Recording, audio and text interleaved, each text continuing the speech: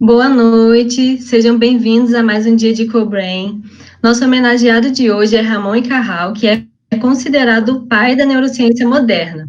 Com isso, vamos começar hoje com a palestra Por que Neurociências, com o Dr. Cláudio Serfati, que é médico pelo FRJ, mestre e doutor em Ciências Biológicas pelo FRJ, com estágio no Department of Human Anatomy da Oxford University, foi coordenador do Programa de Pós-Graduação em Neurociências da UF, e atualmente é professor titular do Departamento de Neurobiologia da UF, chefe do Laboratório de Plasticidade Neural e membro associado do Instituto Nacional de Ciência e Tecnologia em Neuroimunomodulação. Seja muito bem-vindo, professor. Muito obrigada pela sua presença e fique à vontade.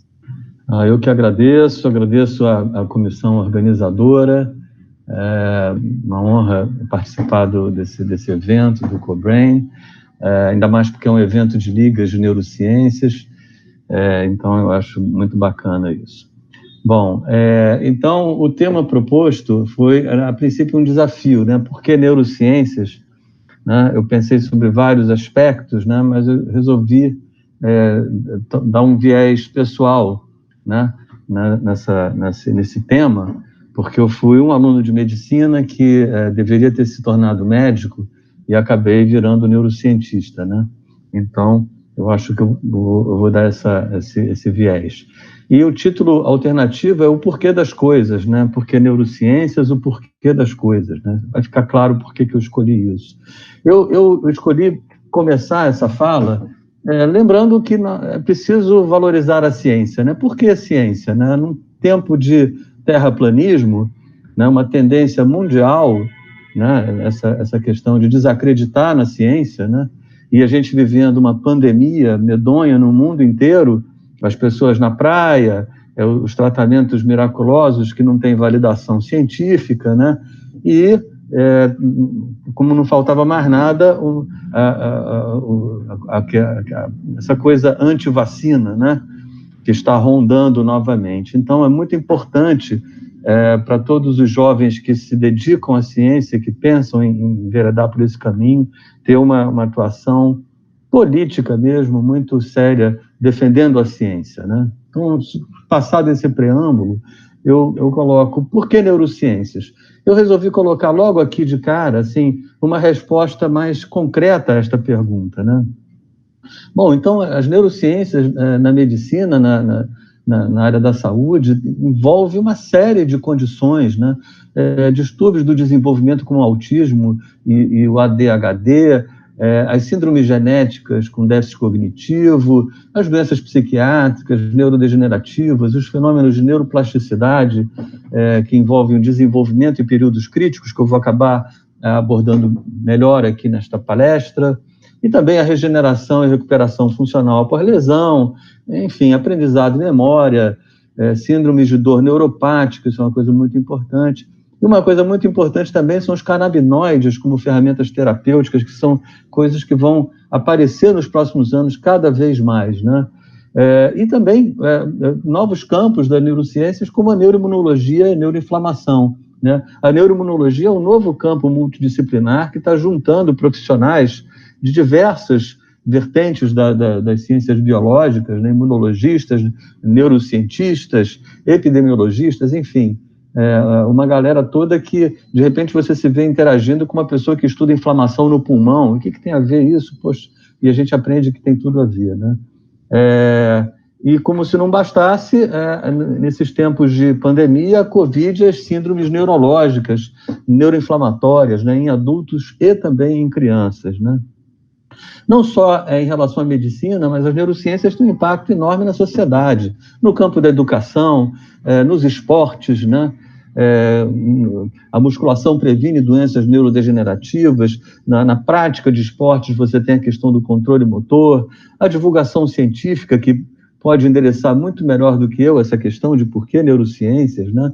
E também áreas como o direito penal, né? Por exemplo, quando se discute maioridade penal, você tem que discutir neurociências, períodos críticos, né?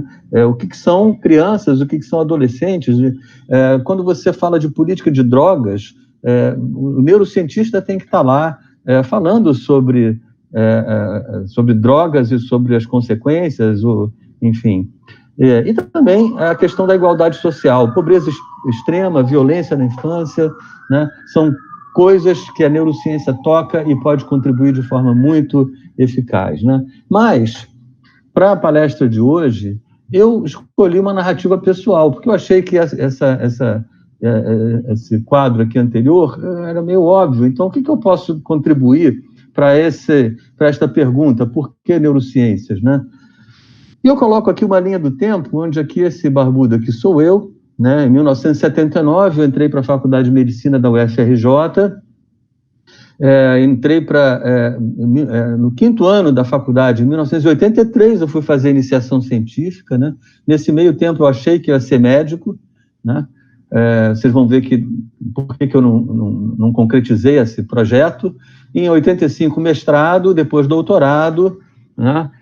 Tive a experiência de doutorado sanduíche no exterior e, a partir de 1994, eu fui contratado pela UF e comecei a trabalhar no laboratório de plasticidade neural. Tá? Então, o início da faculdade de medicina foi muito interessante. O ciclo básico foi maravilhoso para mim, porque eu queria entender o porquê das coisas, né? E o ciclo básico se dedica a isso, a entender os mecanismos, né, dos fenômenos biológicos. Então, esse certificado aqui mostra que eu já me interessava por neurociências. Aqui eu fui monitor de neurofisiologia, né, em 1980, logo no segundo semestre da faculdade. Então, mostra um viés, assim, né? Eu já era neurocientista mesmo sem saber, né? Então, o ciclo básico te dá essa compreensão dos mecanismos celulares e moleculares que estão envolvidos na saúde, na doença, e a opção por neurociências é para explicar o porquê das coisas, né? Como é que os processos biológicos se desenvolvem, e essa curiosidade é que leva a pessoa a se tornar um cientista e um neurocientista, né? No curso médico, então, passados os 3 primeiros anos de lua de mel com a academia, né, com o curso, eu entrei para o ciclo profissional. E, para mim, pessoalmente, o ciclo profissional foi muito sofrido, né? É uma experiência totalmente pessoal, mas eu não estava preparado para lidar com doenças, com morte, com sofrimento. Tentei me inserir na clínica médica, na pediatria foi pior ainda, né? Muita ansiedade, até que eu me encantei pela psiquiatria. A psiquiatria, eu lia muito sobre psicanálise, sobre filosofia, achava aquilo maravilhoso, Freud e tal, mas a prática da psiquiatria me levou, por exemplo, à colônia Juliano Moreira, que era um local, né, um hospital psiquiátrico que ainda está em atividade na zona oeste do Rio, Jacarepaguá, e a realidade aqui era muito dura, mas também foi muito interessante, porque um belo dia eu cheguei neste pavilhão, que era o pavilhão agrícola, e encontrei uma cena parecida com essa, era uma palmeira caída, né? Só que ao redor da palmeira eu encontrei assim, um grupo de pacientes do pavilhão, todos eles consternados, assim, olhando para aquela palmeira. Eu me aproximei e perguntei para um deles: o que houve, minha gente? O que está acontecendo? E o paciente apontou para a palmeira e disse: ela morreu. Bom, a comédia disso tudo é que eu mesmo fiquei alguns minutos consternado também e velando a palmeira com os pacientes, né? Até que eu acordei daquele sonho, né? E percebi, bom, eu sou o médico aqui, né? Eu tenho que movimentar isso aqui, tenho que dar uma solução, mas aí também, ao mesmo tempo, eu percebi que este não era um caminho ideal para mim, porque eu ia acabar tão maluquinho como os próprios pacientes, né? Anos mais tarde, eu entendi isso como uma atitude de empatia tão grande que os pacientes tinham com a palmeira, mas na época isso me pareceu muito cômico, e na realidade isso me disse assim: eu não sirvo para ser psiquiatra, eu vou para a iniciação científica. Então, no 5º ano da medicina, eu entrei para o laboratório de neurogênese do professor Rafael Linden, do Instituto de Biofísica. Ele me orientou a iniciação científica, mestrado, doutorado. Aprendi tudo com o Rafael, se tornou um grande amigo, né? E a partir desse momento, no 5º ano da medicina, eu me tornei um aspirante a neurocientista, né?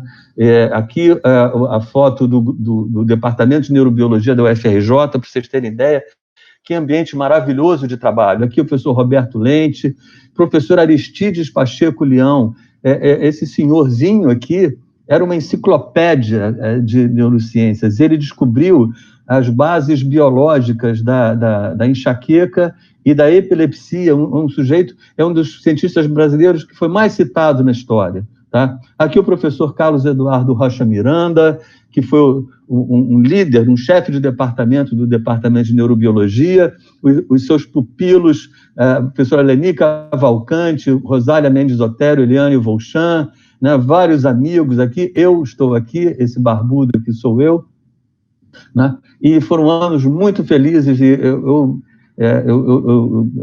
me senti, assim, finalmente realizado, porque na Faculdade de Medicina realmente não me satisfazia, eu queria ser pesquisador. E é uma honra ter convivido com o professor Dr. Carlos Chagas Filho, o Dr. Aristides. Qualquer conversa com ele era uma luz, né, fantástica de sabedoria. Aqui o Carlos Eduardo, o Rafael Linden, e essa figura simpaticíssima era o seu Raimundo, né, o famoso Raimundo Bernardes. A gente conseguiu que o prêmio de iniciação científica da SBNEC se chame Prêmio de Iniciação Científica Raimundo Bernardes, porque ele foi uma das melhores pessoas, uma das pessoas mais importantes na formação de muitas gerações de pesquisadores, tá? Bom, então, voltando aqui, eu entrei para a iniciação científica em 1983, em 1985 comecei a minha jornada no mestrado e doutorado, e logo aconteceu uma coisa inusitada, né? Em 1987, a gente aplicou um resumo para a Society for Neuroscience, era supostamente para apresentar um painel, né, um pôster tranquilo, ótimo, só que a gente bobeou e esqueceu quer dizer, na verdade, o Rafael Linden, ele marcou com X isso aqui, aceita alternativa à apresentação de painel. E eles me selecionaram para apresentação oral, né? Isso foi um pesadelo, né? Foi um pesadelo porque eu achei que eu ia morrer de tanto nervoso. Foi uma experiência, na verdade, foi uma experiência única, mas são dessas coisas que acontecem durante a pós-graduação que você não esquece, né? A partir daí, eu acho que eu nunca mais tive estresse para apresentação em público. Talvez hoje, com a apresentação para um público virtual, né? Eu não sei quantas pessoas estão me ouvindo, isso também gera um certo nervosismo, né? Mas aqui na Society for Neurosciences foi uma experiência incrível, tá?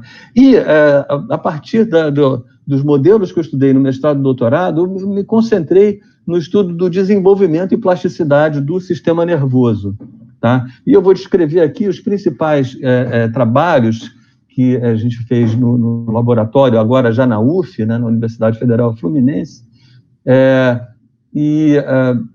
Enfim, esse estudo do desenvolvimento e plasticidade, ele vem, então, desde da minha pós-graduação, né? Bom, a primeira coisa que eu fiz quando cheguei na UF foi orientar a professora Paula Campelo Costa, que hoje em dia é uma colega querida, e que fez a tese de mestrado e a dissertação de mestrado e de doutorado com mensageiros retrógrados, né? Foram linhas de pesquisa que foram publicadas e tudo mais. A Paula é uma parceira desde então, né? E foram esses os modelos que a gente estudou, então. O primeiro modelo é um modelo de desenvolvimento de circuitos retinocoliculares, né? Isso aqui é o sistema visual de um mamífero, conexões da retina com um núcleo chamado colículo superior, e o que se observa aqui é que do dia do nascimento até a 3ª semana pós-natal, a gente tem uma eliminação de sinapses transitórias, né? Quer dizer, sinapses imaturas evoluem para sinapses muito específicas, e durante muitos anos a gente acreditava que isso era uma coisa exclusiva deste sistema, né? Do sistema visual de roedores e de anfíbios e de peixes e tal, que tinham um refinamento de conexões. Mas qual a surpresa, com o passar dos anos, quando a gente percebeu que o cérebro inteiro passa por esse processo de refinamento de circuitos e eliminação de sinapses. E maior surpresa ainda, a partir de meados dos anos 2000, 2005, 2007, 2008, quando os estudos começaram a mostrar que a síndrome de espectro autista envolve déficits, né, alterações na eliminação de sinapses não são alteradas. Da mesma forma, é possível que a esquizofrenia e tantas outras condições do desenvolvimento anormal envolvam eliminação inadequada dos circuitos neurais. Então, esse modelo, que era um modelo anatômico durante o mestrado e doutorado, passou a ser um modelo muito mais funcional com o passar do tempo, ainda bem que eu insisti nisso. Né? A eliminação de sinapses é muito importante porque uma criança de 2 anos tem circuitos extremamente mais complexos do que uma criança de 6 anos. Né? Aqui, quando você vê o perfil do número de sinapses, você vê que ao redor do primeiro ano de vida até o segundo, 5º ano de vida, você tem uma grande eliminação de sinapses no sistema nervoso central. E essa eliminação de sinapses forma o que a gente chama de conectoma, né? Quer dizer, aquela noção de circuitos neurais só pode ser formado pelo ajuste sináptico, pelo ajuste do número de sinapses e da funcionalidade. Mais uma vez, o nosso velho modelo retino-colicular é muito adequado para se estudar isso, porque você está estudando num animal, num mamífero, um fenômeno que é universal em todo o sistema nervoso central e em todos os vertebrados e mamíferos. Tá? Um outro modelo que a gente também vem estudando, é um modelo de plasticidade. Aqui é como se fosse um corte transversal do colículo superior, ambas as retinas.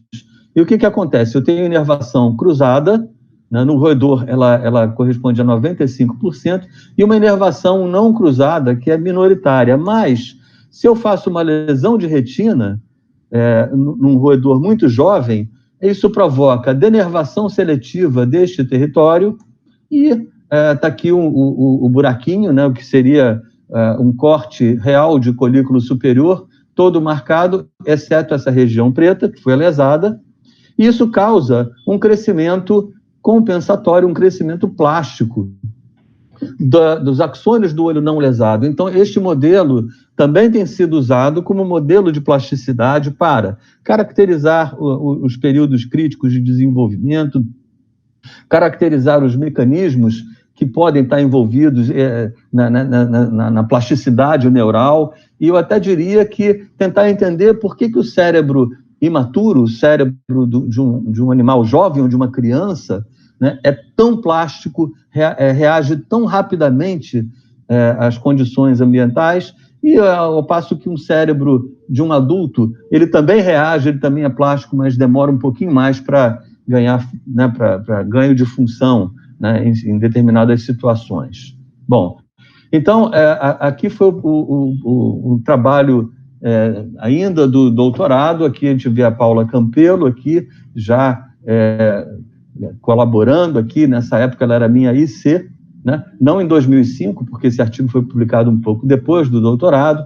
E aqui o modelo de lesão de retina, a gente mostrando que uma lesão no animal muito jovem produz uma resposta muito rápida, ao passo que uma lesão em P21, quer dizer, num animal de 3 semanas, produz uma resposta mais discreta, mas se você espera 6 meses de sobrevida pós-lesão, a resposta é muito robusta. Ou seja, esse artigo foi o primeiro que mostrou que as conexões subcorticais, que eram tidas como conexões extremamente estáveis e pouco plásticas depois do desenvolvimento inicial, também são plásticas a vida toda, né? A exemplo do que acontece no córtex, no neocórtex, tá?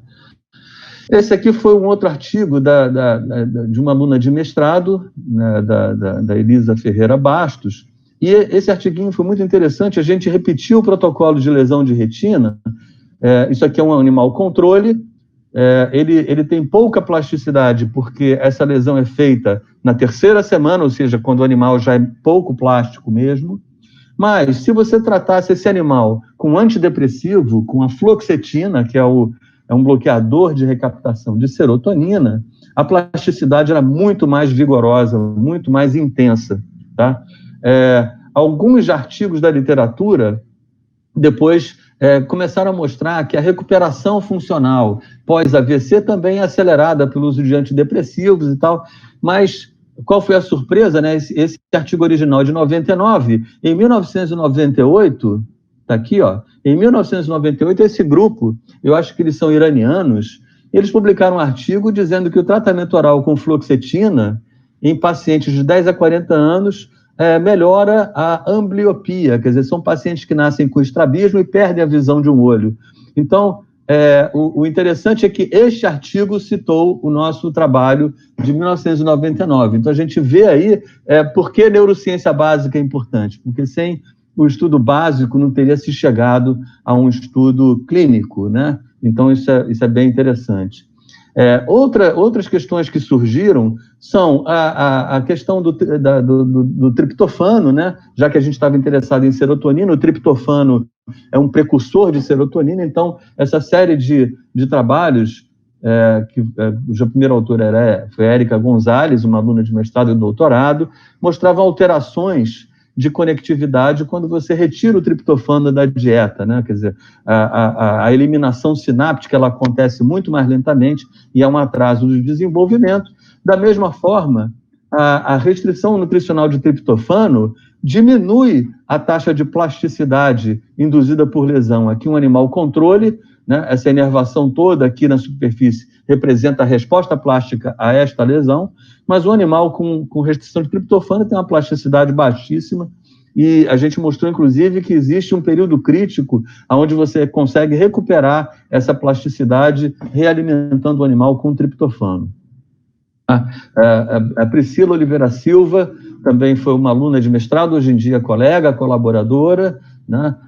Isso é um trabalho com Wilson Savino, da Fiocruz. A gente mostrou que proteases de matriz extracelular, como a metaloproteinase 9, estão envolvidas na plasticidade do sistema visual, né? O trabalho com Raquel Antonioli e Cecília Jim Pereira, né, como colaboradora, mostrou que a reelina, que é uma molécula, uma glicoproteína de matriz, fundamental para os fenômenos de migração celular, crescimento axonal, plasticidade sináptica, também, essa proteína também está envolvida no refinamento. Se você trata com um anticorpo neutralizante, você não tem um refinamento de conexões como tem no controle, né? Então, a reelina também, e curiosamente, a reelina, um déficit na expressão de reelina está envolvida no autismo, né? Então, mais uma vez, alterações de eliminação sináptica e autismo são fenômenos que correm muito próximos, né? Depois, uma linha de pesquisa também que foi muito interessante, muito aplicada, né, a prática, né, clínica, mostrando que a nutrição nutricional de ácidos graxos ômega 3 altera o desenvolvimento do sistema visual, né?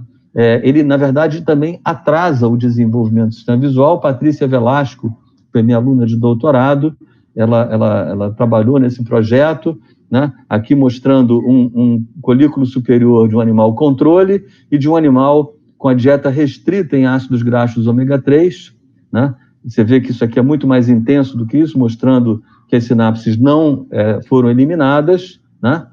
E a gente também delimitou um período crítico neonatal, onde é fundamental que a criança ou que o animal, enfim, tenham acesso a um conteúdo adequado de ácidos graxos ômega 3. Isso tem várias implicações, porque as dietas geralmente são pobres em ômega 3, então isso é muito importante, tá? Poliana Capucho Sandri, continuando esse trabalho da Paty Velasco, Paty Velasco é o nome que a gente chama uma pessoa muito querida, né? Então, a Poli começou a estudar a ativação microglial, né? Porque o ômega 3 é um ácido graxo poliinsaturado anti-inflamatório, né? Então, ela começou a ver se a microglia estaria ativada, se você estaria tendo um surto inflamatório como consequência de uma dieta restrita em ômega 3. E está lá o experimento da Polly, animais controle e animais ômega 3 restritos, né? Você tem mais células e com um corpo celular mais arredondado, né? Aqui, e você tem uma expressão aumentada de citocinas pró-inflamatórias, como TNF-alfa e IL-6, né? Isso é muito significativo, porque é a primeira vez, quer dizer, já se sabe que ômega 3 é anti-inflamatório, e, portanto, a sua restrição aumenta as citocinas pró-inflamatórias, mas não se tinha ideia de que isso, durante o desenvolvimento, poderia atrasar a formação de circuitos neurais, tá? Bom, o último trabalho publicado do grupo, né, foi o trabalho da Luana Chagas, que veio desde da sua iniciação científica com o Pablo Trindade, né, e no seu mestrado e doutorado, perseguindo a pergunta de como é que as lesões do cérebro poderiam alterar o perfil inflamatório, né? E se isso teria alguma coisa a ver com a plasticidade do cérebro, né? Eu ainda colocaria essa outra pergunta aqui, né? Por que o cérebro adulto tem plasticidade lenta e o cérebro jovem tem plasticidade tão rápida? Todos os testes aqui foram feitos no cérebro muito jovem, né? Animais no 10º dia pós-natal. Esse aqui é um controle que mostra a distribuição de axônios, né, em condições normais. Mas quando você faz uma enucleação, remove o olho contralateral, 6 horas depois, essas conexões já começam a ficar expandidas ligeiramente. 24 horas depois, tem um surto muito rápido de crescimento axonal, né, que se mantém até 1 ano de vida, 72 horas, 1 semana e 1 ano de vida. Quer dizer, isso aqui é um surto de crescimento que é absurdo e é muito interessante visualizar essa plasticidade rápida no sistema nervoso imaturo. Acredita-se que as crianças façam isso quando têm lesões cerebrais. E o interessante desse trabalho é que a Luana mostrou, né, isso aqui é a marcação para IBA1, ao mesmo tempo em que você tem crescimento axonal, você começa a ter aumento da marcação para IBA1, que é marcação para microglia, né? Então, microglia, de novo, células do sistema imune que colonizam o cérebro e que estão mediando respostas respostas plásticas e todo tipo de monitoramento, né, do ambiente. Bom, para se certificar que a microglia estava envolvida e que a inflamação estava envolvida, a gente tratou os animais com ciclosporina e está lá, acaba a plasticidade induzida pela lesão. Então, isso é muito interessante, porque um imunossupressor acaba com essa plasticidade. E não só acaba com a plasticidade, mas também diminui a ativação microglial. Aqui, as células IBA1 positivas, né, e a gente vê que altamente significativo aqui, o dado nem precisa de estatística aqui, para você ver que na condição normal, você tem... quer dizer, condição normal que eu digo, no animal enucleado tem muita microglia e no animal tratado com ciclosporina você diminui substancialmente a ativação microglial, tá?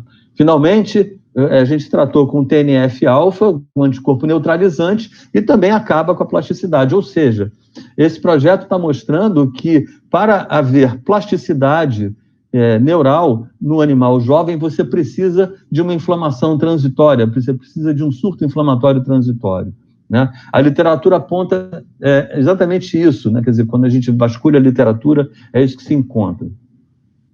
Bom, aqui as citocinas inflamatórias, né? Todas elas, TNF, IL-6 e as anti-inflamatórias também, tem um jogo, né, de expressão dessas citocinas pró e anti-inflamatórias, porque, afinal de contas, em todo ambiente de lesão, você tem uma fase de inflamação e uma fase de resolução.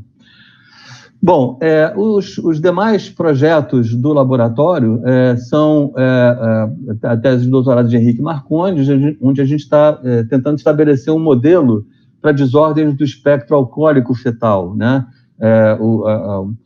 a síndrome alcoólica fetal, como é vulgarmente conhecida, ela causa distúrbios de conectividade, o Henrique está estudando isso, e também a Natália Ribeiro, na sua tese de doutorado, está estudando uma coisa muito importante, que é a questão do hipotireoidismo neonatal, né? O hipotireoidismo é uma causa evitável de retardo mental em crianças, né? E a gente quer mostrar que isso se dá por conta de alterações no padrão de conectividade, tá? Então, finalmente, já encerrando, eu tenho 23 segundos ainda, né? Por que neurociências? Porque precisamos estar na fronteira do conhecimento científico para compreender patologias e traçar estratégias terapêuticas. Precisamos saber o porquê das coisas, né? A ciência é isso. Então, eu queria agradecer muito a equipe do Laboratório de Plasticidade Neural. Esse aqui é o meu grupo, isso aqui é um grupão, porque tem alunos da professora Paula e da professora Adriana Meribel, né? Aqui uma lista resumida dos alunos e dos colaboradores, né? Alguns deles aqui são ex-alunos, né? Priscila foi ex-aluna, Paula, Patrícia Velasco, agora professora, Luana Chagas e Poliana são pós-docs. Então, é com muito orgulho que essas pessoas, ex-alunos, se tornam colaboradores e amigos também, tá? Então, os estudantes são motivo de alegria, né, e motivação para continuar perguntando por que neurociências, né? E eu queria aproveitar para vender o peixe, né? Esses estudantes estão propondo um curso de atualização em neuroplasticidade em janeiro de 2021, vai ser um curso inteiramente gratuito, então fiquem de olho, sigam o Instagram, né? E também tem aqui um e-mail, atualiza-neuroplasuf, tá? Então é isso, muito obrigado e vamos encerrar aqui. Professor, muito obrigado, o senhor é uma simpatia. Realmente não poderia ter uma pessoa melhor para dissertar sobre esse tema. O senhor citou alguns nomes aqui que a gente já teve o prazer de ter aqui no CoBrain. A doutora Rosália vai palestrar logo depois do senhor. Eu vi que ela vai falar. Muito obrigada mesmo. Está muito honrado e muito feliz com a sua presença aqui. Muito obrigada mesmo. Nada, eu que agradeço a oportunidade, Lane. Valeu. Muito obrigada, viu? Abraço. Falou.